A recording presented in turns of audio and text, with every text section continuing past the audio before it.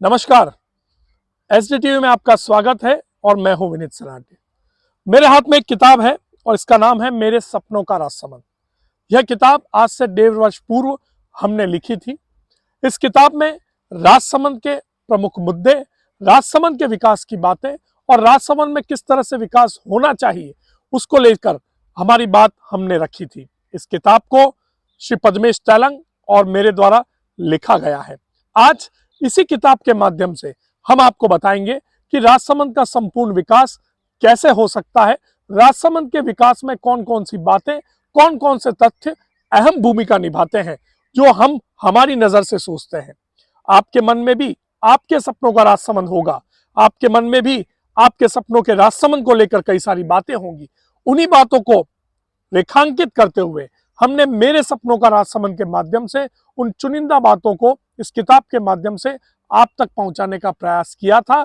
आज फिर से एक बार हम आपको इस किताब के माध्यम से बताएंगे कि हम कैसे राजसमंद को संपूर्ण विकास की श्रेणी में लाकर खड़ा कर सकते हैं, कैसे हम राजसमंद के उन प्रमुख मुद्दों को आम जन से जोड़ते हुए उन जिम्मेदार जनप्रतिनिधियों और प्रशासनिक अधिकारियों तक पहुंचा सकें जिनके माध्यम से ये सपने पूरे हो सकते हैं। तो इसका सबसे पहला और सबसे बड़ा मुद्दा था मद निषेध। जी हाँ, राजसमंद प्रभु श्रीनाथ जी, प्रभु द्वारकाधीश और चारभुजा नाथ की नगरी है। राजसमंद जिले में ये तीनों ही प्रमुख धार्मिक केंद्र हैं जहां पर लाखों श्रद्धालु प्रतिवर्ष दर्शन को आते हैं। लेकिन यहाँ पर शराब की दुकानें, मांस की दुकानें खुलेआम संचालित होती रही हैं। इसको लेकर कई समय से, लंबे समय से आंदोलन भी हुए हैं और अभी आपने देखा है कि कल, जैसा कि हमने आपको बताया था कि नाथद्वारा विधायक विश्वराज सिंह मेवाड़ द्वारा विधानसभा में नाथद्वारा में शराबबंदी और मांस बिक्री पर रोक लगाने के लिए एक प्रस्ताव रखा गया है। हो सकता है कि बहुत जल्द उस पर काम हो और नाथद्वारा में शराबबंदी और मांस की बिक्री पर रोक भी लग जाए।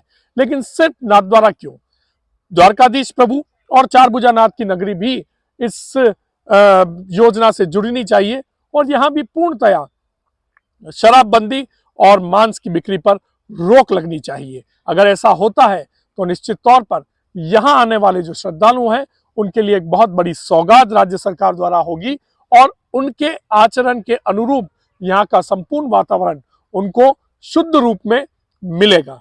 दूसरी जो हमारी सबसे बड़ी योजना इसमें थी या सबसे बड़ी मांग है, आज तक आपने देखा होगा राजसमंद जिला बने कई वर्ष हो गए हैं, लेकिन राजसमंद जिला बनने के बाद भी दो नगर आपस में एक दूसरे के पूरक बनके या एक दूसरे के प्रतिद्वंदी बनकर खड़े नजर आते हैं, नाथद्वारा और कांकरोली।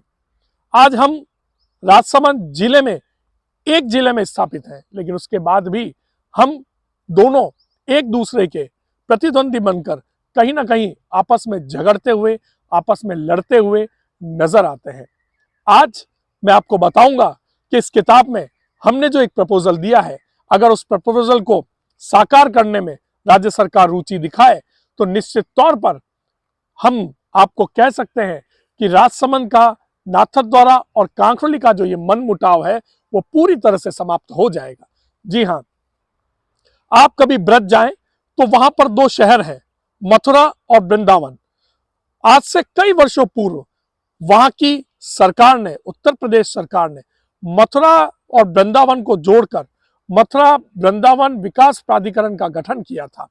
उसके माध्यम से मथुरा और वृंदावन का एक तरीके से विकास हो रहा है और आज वहां पर मथुरा वृंदावन विकास प्राधिकरण के माध्यम से संपूर्ण दोनों नगरियों का समुचित विकास, समुचित आधार के साथ संपादित हो रहा है।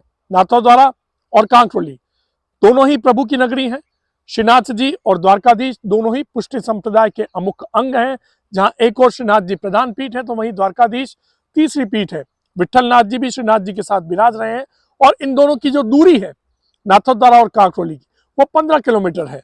तो अगर राज्य सरकार चाहे तो मथुरा वृंदावन की तर्ज पर नाथद्वारा कांकरोली विकास प्राधिकरण का गठन करके इस संपूर्ण एरिया को एक संपूर्ण विकास के रूप में तब्दील कर सकती है और इससे ये पूरा क्षेत्र और इसके साथ साथ 15 किलोमीटर के बीच के जितने भी गांव हैं उनका भी संपूर्ण विकास हो सकेगा।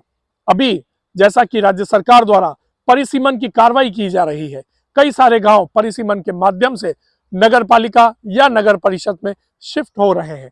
अगर उसको छोड़कर नाथद्वारा कांकरोली विकास प्राधिकरण का गठन किया जाए तो निश्चित तौर पर ये जो छोटे गांव हैं उनको भी उस प्राधिकरण में मिलाकर एक संपूर्ण रूप से एक ऐसा प्राधिकरण बने जो नाथद्वारा और कांकरोली को विकास के नए आयाम तक पहुंचाएगा। और इसके साथ ये जो प्रतिद्वंद्विता बनी हुई है नाथद्वारा और कांकरोली को लेकर वो भी खत्म होगी और एक हमें सोचने का, विकास करने का नया एंगल भी मिल पाएगा। ब्रजवासी सर्किट, ये दूसरा मॉड्यूल हमारा है। प्रभु श्रीनाथ जी और प्रभु द्वारकाधीश जी के साथ उस वक्त ब्रज से कई सारे लोग आए थे जिन्हें ब्रजवासी कहा जाता है। प्रमुखतः ये 4 जात में विभाजित है, जिसमें गोरवा, सनाड्य, गुजर और जाट मौजूद है। नाथद्वारा में ये 7 जातियों में विभाजित है। लेकिन पहले तो ये सभी प्रभु की सेवा में थे, प्रभु की सेवा में लगे रहते थे। इनके परिवारजन आज भी प्रभु की सेवा में है, लेकिन अब रोजगार जो है वो बाहर से भी तलाशा जा रहा है। अगर राज्य सरकार ऐसी कोई योजना बनाए कि यहाँ के जो ब्रजवासी समुदाय के जो लोग हैं उनको आरक्षित करते हुए ऐसा एक रोजगार का मॉड्यूल तैयार किया जाए जिसमें इनके ब्रजवासी समुदाय से जुड़े लोगों को प्रमुखता से आरक्षण दिया जाए तो बहुत ही अच्छा काम होगा और उसको लेकर ब्रजवासी समुदाय में भी सरकार के प्रति एक अच्छी भावना उत्पन्न होगी, क्योंकि ये सारे लोग प्रभु की सेवा में ही लगे रहे हैं और इसके अलावा इनका कोई दूसरा रोजगार नहीं रहा है। आज भी ये लोग मंदिर की सेवा से जुड़े हुए हैं। अगर राज्य सरकार नाथद्वारा में कोई प्लान लाती है या कांकरोली में मंदिर से जुड़ा कोई प्लान लाती है तो ऐसे ब्रजवासी लोगों को आरक्षण देके उस प्लान से जोड़ा जाए तो इनके रोजगार की जो समस्या है वो काफी हद तक दूर हो सकती है। इसके साथ हमारी एक और मांग, एक बड़ी मांग इस किताब के माध्यम से ये थी गोमाता सर्किट की।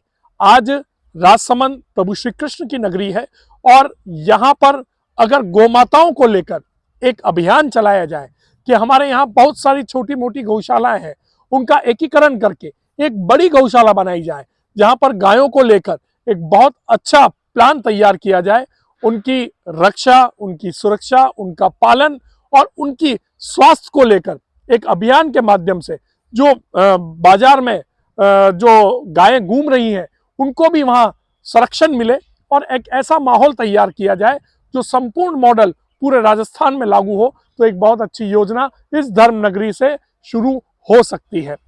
विदा सर्किट, विदा सर्किट एक ऐसी योजना है जिसके माध्यम से जो लोग आर्थिक रूप से अक्षम है वो अपनों का अंतिम संस्कार आसानी से कर पाए।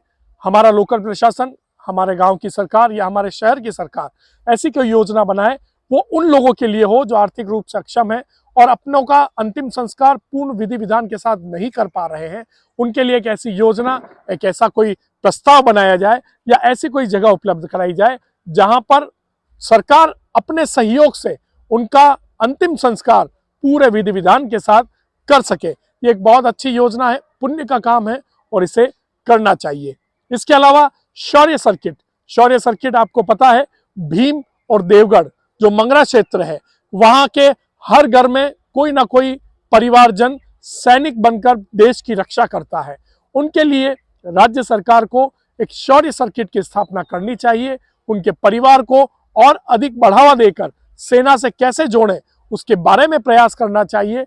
और अगर किसी परिवार से कोई व्यक्ति शहीद होता है सेना में जाने के बाद तो उसके परिवार को सरकार, केंद्र सरकार की ओर से और राज्य सरकार की ओर से कई तरह योजना है, लेकिन उसके अलावा भी कोई ऐसी योजना और होनी चाहिए जिसके माध्यम से और ज्यादा लोग सेना में भर्ती हो सके, शौर्य सर्किट के माध्यम से जा सके।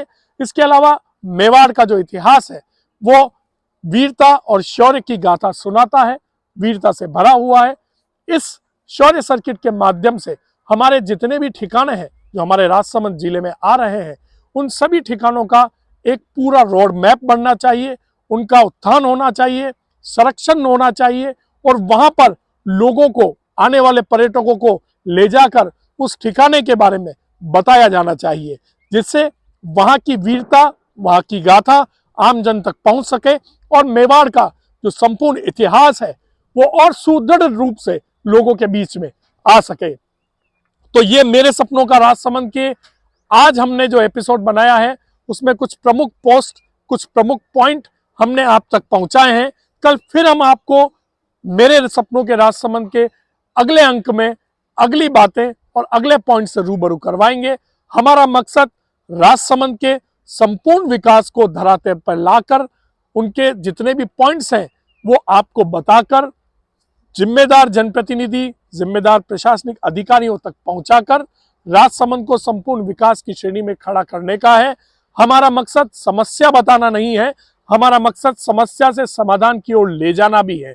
इसी का नाम एसडीटीवी है और यही काम एसडीटीवी कर रहा है, करता रहेगा। आपके सुझाव आमंत्रित है। आज के लिए बस इतना ही। जय द्वारकाधीश।